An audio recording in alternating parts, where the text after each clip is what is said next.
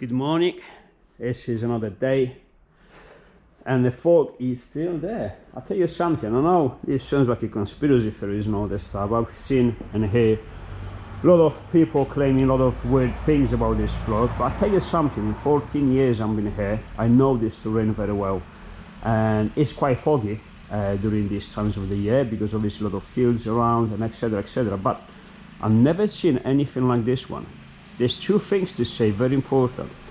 This fog is absolutely consistent everywhere, like uniform. Usually when you go through fog, it's like in some places in the terrain there is more fog, in some layers you go through the patches. This is completely uniform across everything you go. This is very strange. Also yesterday, Jesus Christ, what a Chris, so much noise. Also yesterday, yesterday? Yes, last night. I stay here till late because a lot of work, recuperate for, try and recover the day before, bit of a shit day. Anyways, it was late, so there was no cars in the front. When you have cars in the front, obviously it's quite wet on the ground, so they just, you know, you got shit on the windscreen, so you have to clean it. But if there's no cars in the front, nothing, no cars from the front was picking up the crap from the wetness from the ground. And usually when you go through fog is literally water. It's kind of like steam. This rises from the ground really with a bit of heat, and it deposits on your windscreen, and your windscreen gets wet, and you have to obviously clean it. I've done nearly 20 miles bone dry. This fog is dry. It does not deposit any water particles on the windscreen. Never seen that before. Maybe I'm missing something. Anyways, let's not talk about this. But again, yeah, it's as much as you want to be against, oh, this is bullshit, that is bullshit. Hey, something weird about this one. I mean, never seen anything like it so far in my whole life. So whatever. Anyways, let's get back to the topic because we're not getting paid for talking about fog. So the done. We need Bosch sensors. This one's here fitted. Now I'm presuming I need to make sure because they're supposed to be 90%. One for the oil pressure, one for the fuel pressure, which I lack. I need to put on mine as well. Okay, so the oil coolers. This is a tough one because, like I said before, like I said yesterday, sorry. Where do we place them? The small one will fit in there. The big one, it will fit in here. The small one has more airflow. The big one has less airflow. Which one balances better? I don't know. I'll show you what I've done on mine. So mine is actually bigger. It's kind of like a size between those two. I'm sorry for the crap. Again, we're moving soon, so I don't care at the moment. Let me put some light on it. Jesus, this car's getting dusty already. Fuck's sake. All my cars getting dusty. Never been used. Yeah. Let's see if they're from behind. There was a floor here. This is just a cutout left out of it, and there was a massive diffuser where you can see the coilovers there with the separated gas reservoir and everything. Everything is brand new. Well, almost brand new, barely used, no rust, clean. Massive discs. Obviously, discs that show some surface rust. Someone was asking yesterday about my brakes, what brakes I'm using. Well, these are front calipers out of Mitsubishi GTO and old Audi S3 front discs on the back of my car, obviously. So what that results, it results into the handbrake being very modular but also very sensitive. Honestly, with your pinky, with one finger, you can lock the back tires, no problems, even without applying the whole brake, because you know how it works. If you step on the brake and then apply the handbrake, you have more force on the handbrake because amplifies this. Don't have to be just the handbrake on its own locks these tires on the back. But then you have to manage that because if you back brakes are huge, what about the front? What about the balance on the hydraulics? You don't want to lock the back before the front locks. Well, in that case, you put massive discs On the front, way bigger, massive calipers. These are 385 to 60. I can't even remember how big they are. Anyways, they're huge. Plus you put the bias valve on the hydraulic system so you can balance it off, which I have. Anyways, why I'm talking about the Silvia now? I must get him mad. Anyway, too much work. So my oil cooler is exactly, I told you yesterday here. Actually, there's more space than I thought. The headlight, the headlight, Jesus, the taillight leaves enough space there. So maybe, now, okay, the reasons, there's 3 reasons I put this oil cooler here and not inside there, like I said, behind the vent.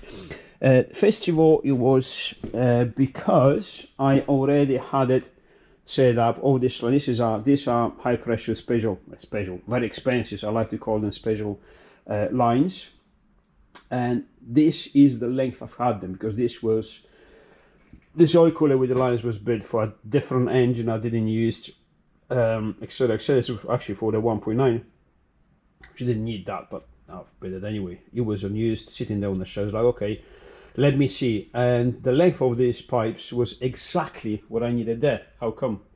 Yeah, it's very odd, but yeah, it was perfect. Anyways, so that was one reason. It was convenient. Also, the second reason, I wanted to make it as easy to work on it as possible, because if I have to go, sorry for the light, if I have to go under the alternator, all these lines will be kind of hidden, and then the oil cooler, obviously, if you have to remove it or detach the lines, you will have to remove the quarter. Although, yes, I know, like I said before, it's only 5 minutes or even less, but I don't know, it was like, you know, all the lines inside here and the oil cooler inside here makes everything even easier. So convenient to work on it. Is it as nice? No, it's not hidden as it will be under the quarter inside there, but there's less things to just, you know, in a tight compartment. And this is VR5, not VR6. The VR6, obviously, it kind of gets, you see where the engine mount is there? It's almost flush to the engine mount, so, you know, it will finish as here. So there's even less space. Enough space to put it here, but even less. So it still fits. I don't know. I like this one, to be honest. The simplicity of it. And from building race cars and truck cars and fast cars and engine subs and all that stuff, from experience, I know the simpler you build them, obviously there is a limit. You know, if something is simple but then also stupid, then no. But if it's simple and simple to work on it later, simple to service, blah blah, that's the best way to do it, because it will pay off in time. And every time you have to do something about it, or service or remove it, you're not gonna pay attention, because again, it doesn't give you any issues. When something is complicated, only then you're gonna notice it, because it's gonna give you, well, not issues, but you know, it's paying us to work on it. So you're gonna be cursing, blah blah. There you go, it's gonna catch your attention. If everything goes smooth, nothing catches your attention, you're not thinking about it. So actually you almost never appreciate the stuff that's been built right, but you're always gonna criticize the stuff that hasn't been built right. And this is the problem. Only, you know, fabricators, builders and tuners, only these people can appreciate the stuff when it's done properly and easy to work on it. Anyways, another rambling. I should really stop doing that. Do you know what? This is almost convinced me. Seeing this, yeah, this is good. I mean, let's have a look there again quickly.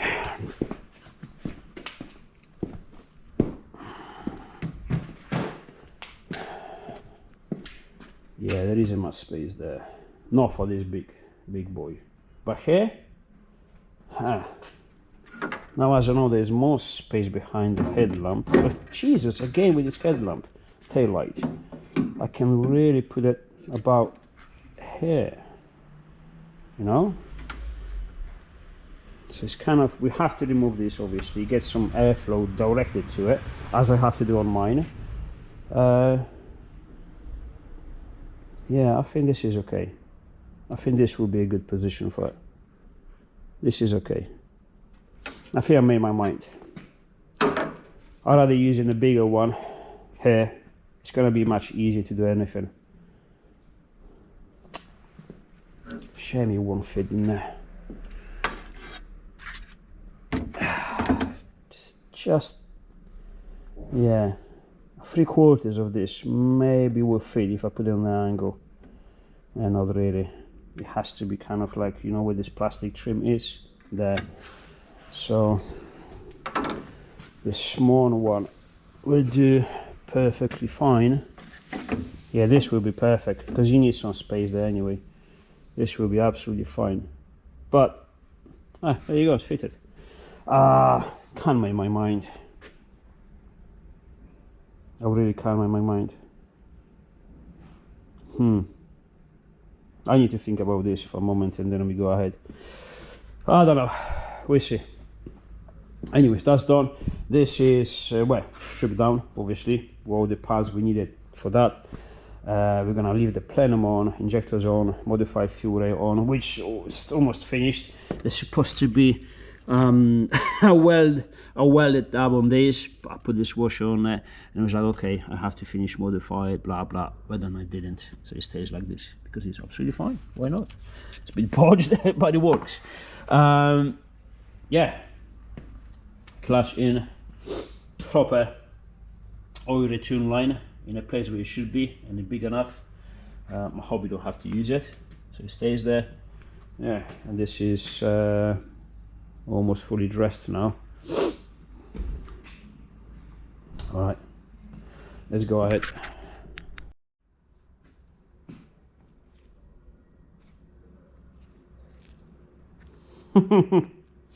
Is it weird that I'm watching Steve's videos made inside the workshop with me, most of the stuff? I don't know. Is it weird? Could be. I mean, I was there. Why I'm watching this? I don't know.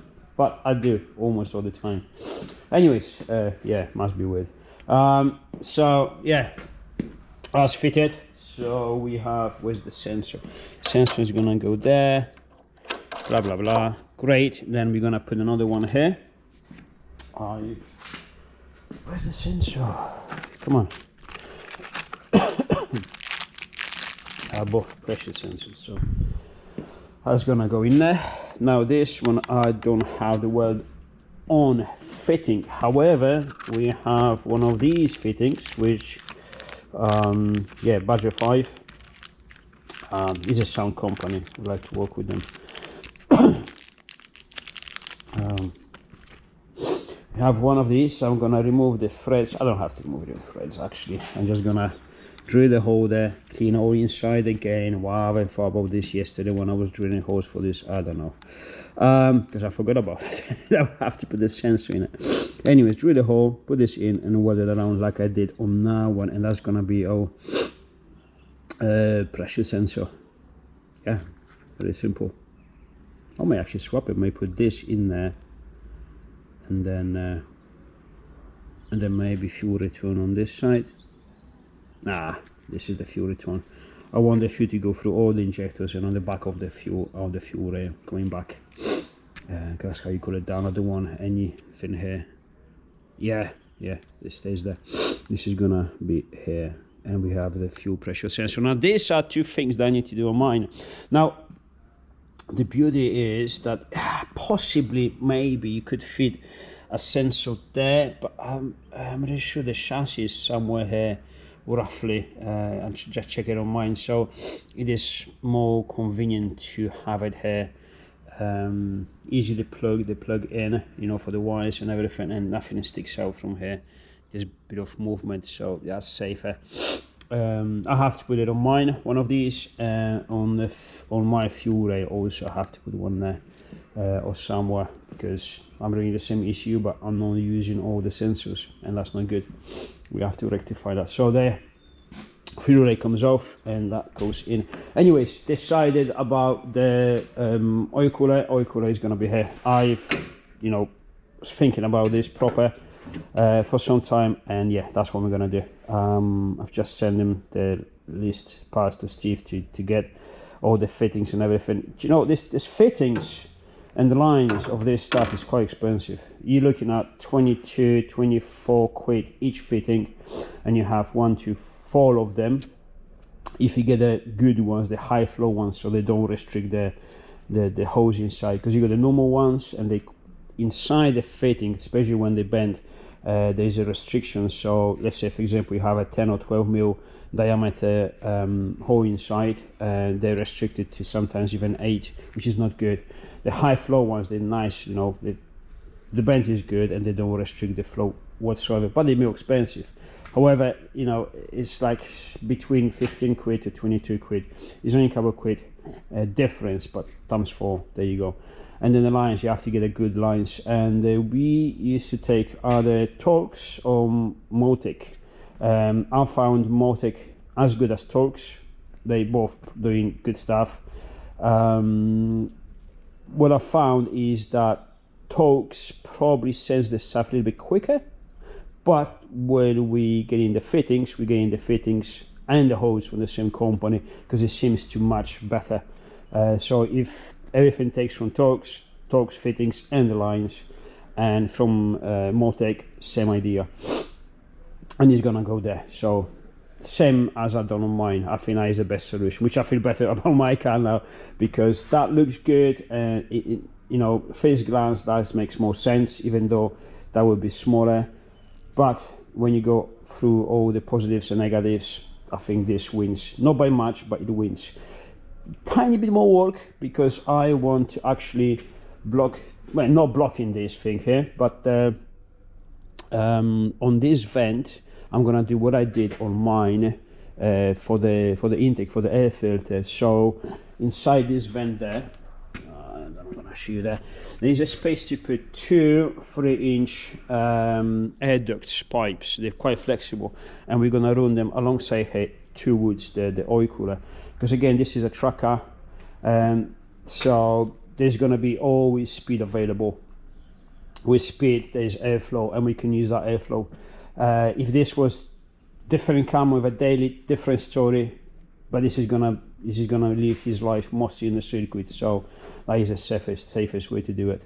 And out the circuit on the road, you know, using all the power, you know, you don't gonna need the oil cooler as much or at all on the road as much as on the circuit. So it doesn't matter when you don't have much airflow. Actually it's beneficial, because this is the thing, I prefer the oil staying at 100 degrees than staying at 50 degrees, because 50 degrees don't use the engine, you know, you have to warm it up proper.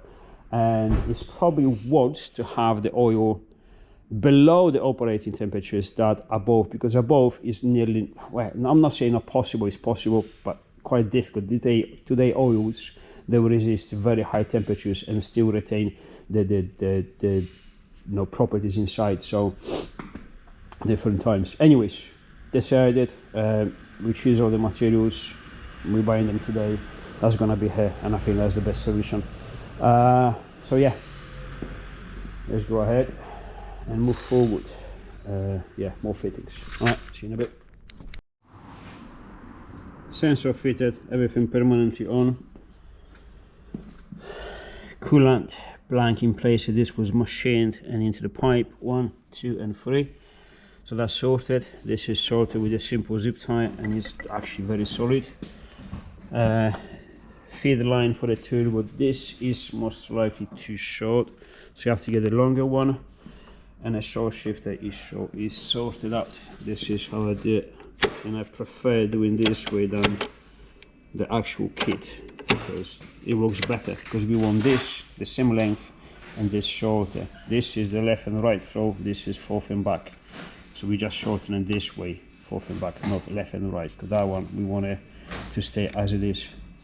So yeah, I think I'm gonna do the warning room now, and ready to go back in engine bay. So now electrics. I think I'm gonna finish all the wiring system on the engine while it's on the stand, because it's easy access, and only then it's gonna be back in the car. Also, if I think this is gonna be finished, the wiring is gonna be finished tomorrow, I'm gonna finish it today. Maybe the fittings will arrive, because Torx are always quick. They're pretty fast. Usually the stuff arrives next day, incredibly fast. So maybe I'm gonna be lucky, because I would like to fit these with the engine on the stand, it's easier. Anyways, injectors, because they have different plugs, so they need to be replaced with this. Also, I'm gonna make them slightly longer because they have to go underneath there. There is a plenum in between, so I would rather have some extra wide and not enough. And as we're here, I'm not gonna wire it here, I'm gonna wire it closer to the ECU, but I still have to open the whole wiring room again, because there's a couple of changes need to be done on the ECU plugs for the Ignitron ECU. Only a couple of wires, nothing much, but still. And also we have to plug in the traction control, because that operates with the injectors and ABS pump, obviously for the signals of the wheel spin and all that stuff. So yeah, that's gonna take me, that's the time now, 3 o'clock, nope, tomorrow, today and tomorrow wiring, and then engine goes in. So yeah, if I finish tomorrow afternoon, the engine is still obviously not in the car, then a day after, most likely the fitting is going to arrive. So everything kind of plays okay timing wise. All right.